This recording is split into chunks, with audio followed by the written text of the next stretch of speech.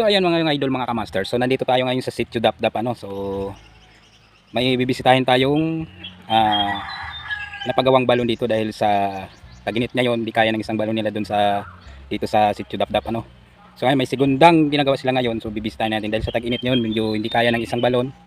So malayo yung tubig nilang iniigiban. So siguro mga 2 kilometro, 1 kilometro mahigit ano, bago sila makapag-igib ng ano nila, ng inumin. Saka yun nga, so may pupuntahan tayo dito na pinapagawa nila o ginagawa. Yan, kung tulong-tulong mga residente dito dahil sa tag-init ngayon, hindi kaya suportahan ng isang balon ng isang sitio no. So ngayon medyo nahihirapan yung mga residente.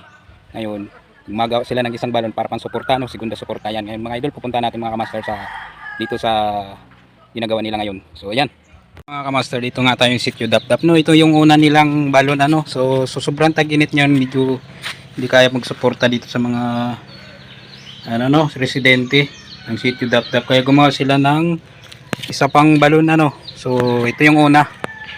So yun. Yan, antabayan nyo yan sa sunod natin itong video yung pangalawa nilang gawa. So yun nga, sa sobrang taginit ngayon, wala na silang maanong tubig, pila-pila dito.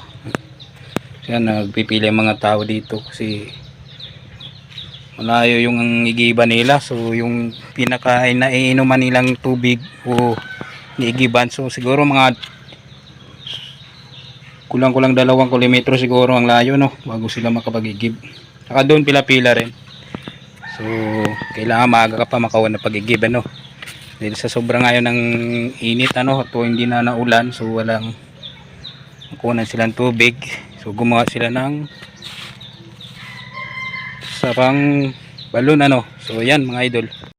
So yan mga idol, pupunta tayo ito mga kamaster sa ginagawa nila ngayon. Yan, shoutout sa mga voluntary manggagawa dito ngayon sa Sitio Dapdap ano. Yan, tingnan natin yung ginagawa nila ngayon.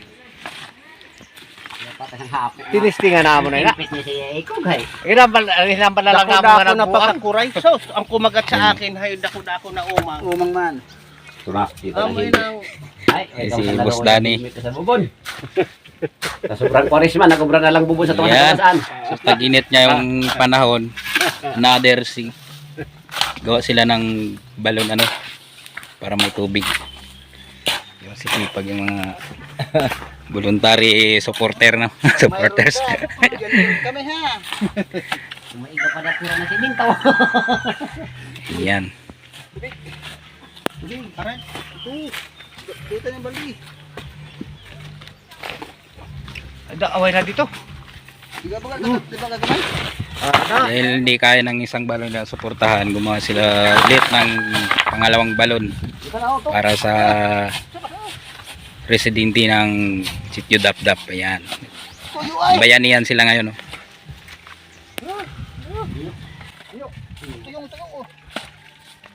Ayan.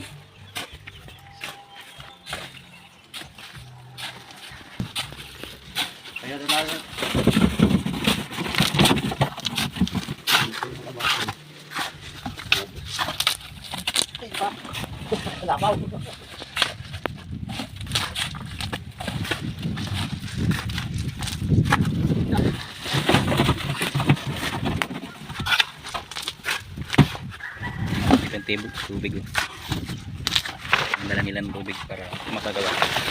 Inaayos naman ang bubon namin para May tubig. takot ng tagunan, hindi kami inom na parang tubig sa lupugan.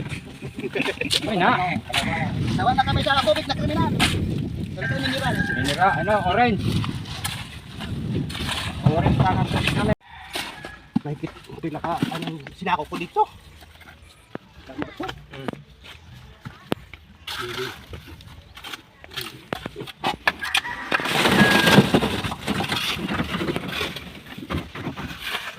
Ang Dali lang ano.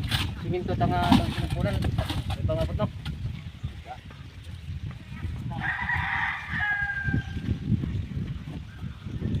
Yan ang sipag natin mga idol oh. Dagdagan na lang niya ng buhangin para maabot. Oo. Oo, ari mo na sa taas. Dagdagan na lang.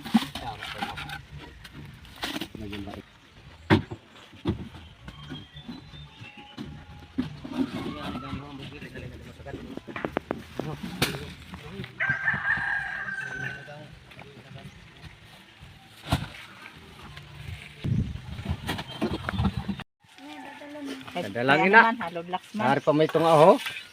Kaya may halo black man pang Ayan, so yun mga idol, mga kamaster, so natapos na rin yung balon nila, no. So ayan, bago yan, papasalamat tayo sa nag-sponsor and nag-donation ng 5 sako ng semento. Ayan, kay Kagawad, Rosalyn, Stepona, kay Nemrod Romano, kay Crisanto Doti, and kay